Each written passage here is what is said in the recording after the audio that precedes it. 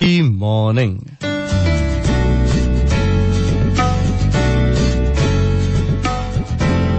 યાદ રહી જવું છે, આપણને બધાને યાદ રહી જવું છે. મનમાં એમ છે કે યાર બધા યાદ રાખે એવું કંઈક કરવું છે, કંઈક એવું કરવું છે જેથી દુનિયા આપણને ભૂલે જ નહીં, પણ એ પોસિબલ જ નથી. કેટલા બધા લોકો એવા હોય છે જેમના મનમાં વિચિત્ર ઈચ્છા હોય કે યાર કંઈક એવું કરવું જેથી દુનિયા યાદ રાખે. અલા પણ લોકો કેટલો વખત યાદ રાખશે? 1 વર્ષ, 10 વર્ષ, 20 વર્ષ, 100 વર્ષ? પછી 100 વર્ષ પહેલા ગુજરી ગયેલા ને આપણે અત્યારે કેવી રીતે યાદ કરીએ છીએ બોલો?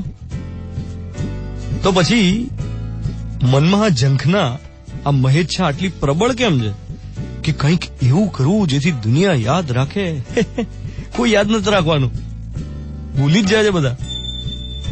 હા, થોડો સમય દુઃખ થાય કોઈના ગયા પછી, પણ એના પછી કન્વિનિયન્ટલી બધા ભૂલી જતા હોય છે, પોતપોતાના જીવનમાં ગોઠવાઈ જતા હોય છે. એટલે ક્યારેય કોઈ કાયમ માટે તો યાદ રહેતું જ નથી.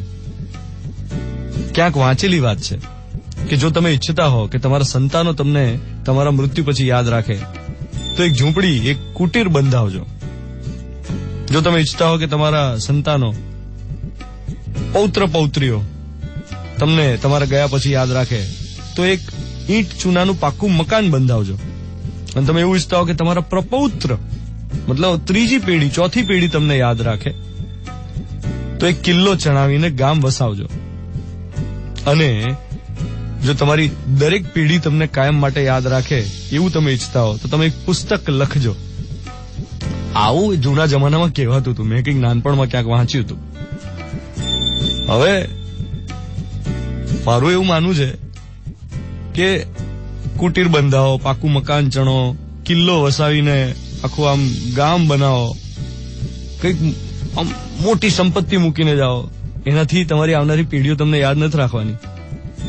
કાળના સપાટામાં તમે આ ઘર, માલ મિલકત, સંપત્તિ, ઇમારતો, રોડ, શહેર, દેશ બધું ભૂસાઈ જવાનું છે કાળના સપાટામાં. એટલે આજે જયારે લોકો ડોનેશન આપ્યા પછી પેલી નામની તકતીઓ જડાવતા હોય ને ત્યારે મને હસવું આવે. કોઈ હોસ્પિટલમાં ડોનેશન આપ્યું હોય, કોઈ મંદિરમાં ડોનેશન આપ્યું હોય, એ આખો જે પ્રયાસ છે નામ લખાવવાનો કે ભાઈ અમારું નામ ક્યાં આવશે, કઈ તકતીમાં કેટલું મોટું લખાશે નામ, કઈ જગ્યાએ નામ આવશે, એ આખો પ્રયાસ છે ને હાસ્યાસ્પદ છે. એ નામ જડાવવાની ઝંખના રાખવી એના કરતા અત્યારે જે છે એને ઉજવી લઈએ ને, કારણ કે